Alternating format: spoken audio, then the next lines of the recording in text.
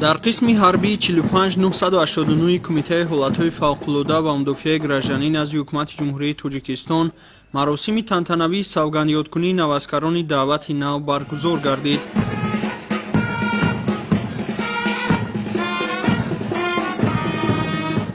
ин чорабинии муҳими ҳарбӣ дар фазои идона ва рӯҳияи баланд баргузор шуда яке аз марҳилаҳои асосии оғози хизмати ҳарбии ҷавонписарон маҳсуб меёбад.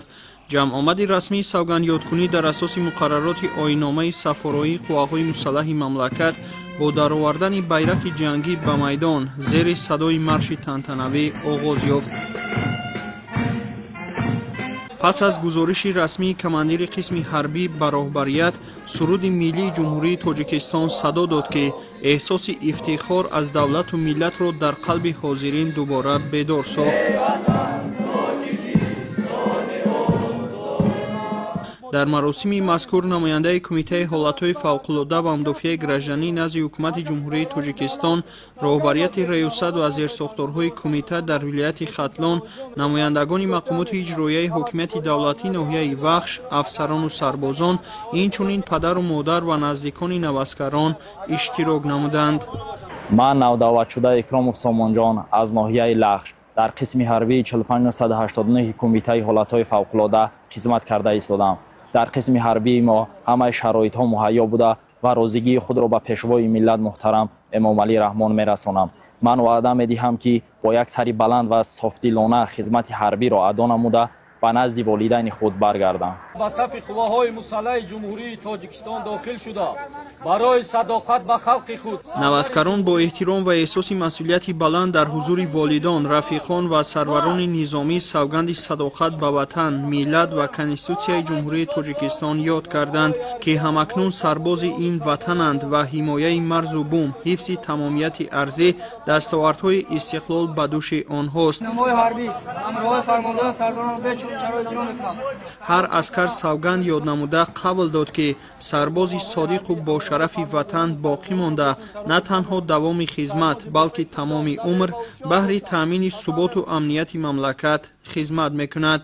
ман сержанти хурд Саиду Музаффартулӣ як сол мешавад ки дар қисми ҳарбии 4580 Кумитаи ҳолатҳои фавқулодаи назди ҳукумати ҷумҳурии Тоҷикистон хизмати худро давом дода истодам. ман аз хурдӣ орзу доштам ки то ки дар сафи қувваҳои мусаллаҳи ҷумҳурии Тоҷикистон дохил шуда хизмати модар ватанро адо кунам. хушбахтона ирӯз орзуи ман амалӣ гашт. ирӯз дар қисми ҳарбии 4580 Кумитаи ҳолатҳои фавқулода хизмат карда истодам ва ба ҷавонони дигар орзу мекунам, яъне пешниҳод дорам, гуфтаниҳо дорам ки то ки дигарҳо ҳам биёянд мисли мо хизмати ватан модарро адо кунанд.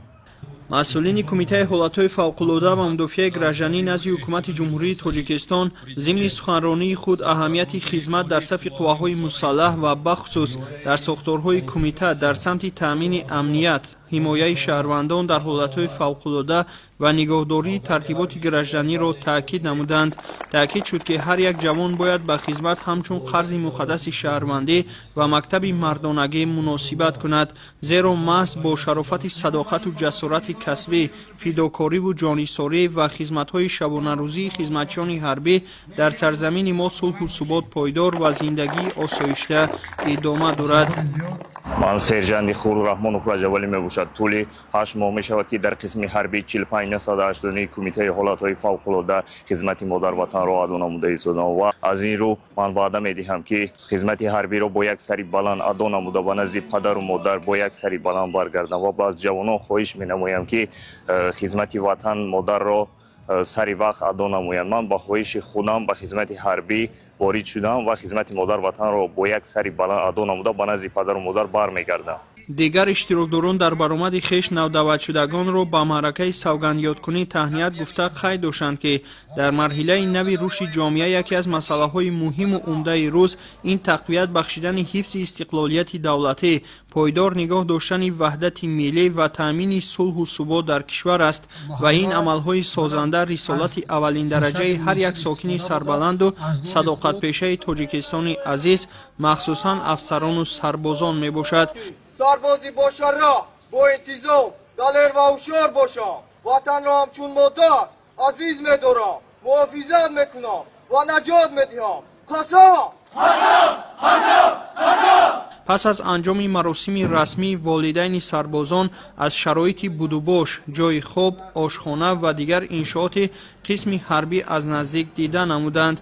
آنها از ترتیب و شرایط خوب معاصر خدمتی فرزندانشان اظهار قناعتمندی کردند. خولوف کابیجان ساکنی شهر دوشنبه نویه سینو فرزندانمون به پایش خودش آوردیم. رحمت و پیشبوی ملتی جای هم شرایط مهیا کردگی جوش تنج دن از حال شیوش با خبر شدیم جوش سوز آن سلامتش هم نهست. رحمت و پیشبوی ملت. برای بالیدروهی حاضرین برنامه فرهنگی تشکیل کرده شد که زیر آهنگ و سرودهای وطندوستانه سربازان با والدین خود رقص و شادمانی نمودند. در انتها برای نوزگران دسترخوان عیدانه آراسته شد که رمز قدرشناسی از انتخاب شجاعتمندانه آنها برای خدمت به وطن بود. جمعه خان باباخانزاده، فروخ سفرزاده، نموزعلی ارگش برای برنامه اطلاعاتی اخبار.